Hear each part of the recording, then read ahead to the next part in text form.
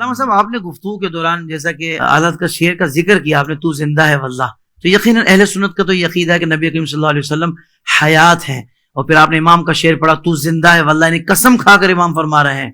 تو حضرت یہ ارشاد فرمایا کہ اگر تو نبی زندہ ہیں اور یقیناً ہیں تو زندہ کو تو کوئی دفن نہیں کرتا۔ لوگ یہ کہتے ہیں کہ بھئی صحابہ نے پھر تدفین کیوں کی نبی کریم صلی اللہ علیہ وسلم کی، یہ ایسی ایسی باتیں ان کے ذہنوں میں آ رہی ہوتی ہیں حضرت۔ پہلے تو ان کے آنا پر مجھے حیرت ہو رہی ہے کہ ایسی باتیں ذہنوں میں آ رہی ہیں وہ بھی اپنے نبی کے لیے، اب آ ہی گئی ہے تو میں چاہوں گا کہ جواب بھی دے کر ان کی تسلی کر دیں۔ میں نے ماشاءاللہ اس لیے کہا کہ حافظ طاہر بھی ماشاءاللہ اتنا ذہین و فتین بندہ ہے کہ یہ بال کی کھال اتارتا ہے۔ اللہ کریم آپ کو جزائے خیر دے۔ یہ بہت اچھا سوال کیا آپ نے، اور دور حاضر کی یہ ضرورت بھی ہے۔ مطلب یہ کہ نبی پاک اگر زندہ ہیں تو پھر صحابہ نے دفن کیوں کیا؟ میں نے کہا ساری چھوڑ دیں آپ، شہید زندہ ہوتا ہے؟ کہا بالکل۔ تو میں نے کہا جتنے کائنات میں شہید ہوئے دفن کیا کہ نہیں کیا؟ اس کا جواب دو مجھے، قرآن مجید دو جواب۔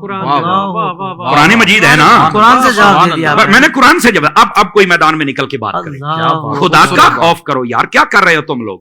یعنی اتنا بغض کہ نبی پاک کے بارے میں یہ سارے سوالات کیے جا رہے، حالانکہ شہید کا رتبہ کم ہے اور نبی کا زیادہ ہے۔ تو جب کم رتبے والا زندہ ہے تو جس کا سب نبیوں سے بھی زیادہ ہے، پھر وہ کیوں نہیں زندہ ہے؟ سمجھ آ رہی میری بات کی؟ اچھا دوسری بات، میں نے کہا یہ میں تمہارا شوق پورا کر دیتا ہوں کہ تم کہتے ہو کہ زندہ تھے تو پھر دفن کیوں کیا؟ میں نے کہا جو مردہ ہوتا ہے نا اس کو آگ لگائی جاتی، کسی بھول میں نہ رہنا، اس بات کو نوٹ کیا جائے۔ جن کے مر جاتے ہیں وہ آگ لگاتے ہیں اپنے ہاتھوں سے، ہم جو دفن کرتے ہیں نا وہ زندہ سمجھ کے کرتے ہیں۔ کہتے ہیں مولانا وہ کیسے؟ سن لیجئے، اور یار مجھے بتاؤ اگر زندہ نہیں ہے تو قبر میں اٹھ کے سوالوں کے جواب کون دیتا ہے؟ بتاؤ نا مجھے۔ یہ صرف اتنی دیر تک ہی موت کا حکم ہے کہ جب تک سانسیں باندھے ہم نے قبر کے سپرد نہیں کر دیا، اللہ کی رحمت کے سپرد نہیں کر دیا۔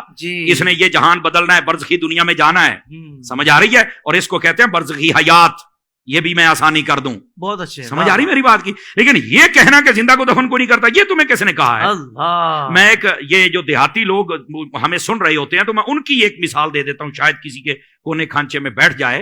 اور میں نے کہا یار بتاؤ، دیکھیں جب فصلیں ہمارے ہاں کاشت کی جاتی ہیں نا، مثال کے طور پر مکئی، ہم جب اس کو کاشت کرتے ہیں تو جب اس کا بیج نکالتے ہیں نا تو ہم پہلے اس کی چھانٹی کرتے ہیں، جو دانے خراب ہوتے ہیں ان کو سائڈ پہ کر دیتے ہیں، جو صحیح ہوتے ہیں ان کو سائڈ پہ کر دیتے ہیں۔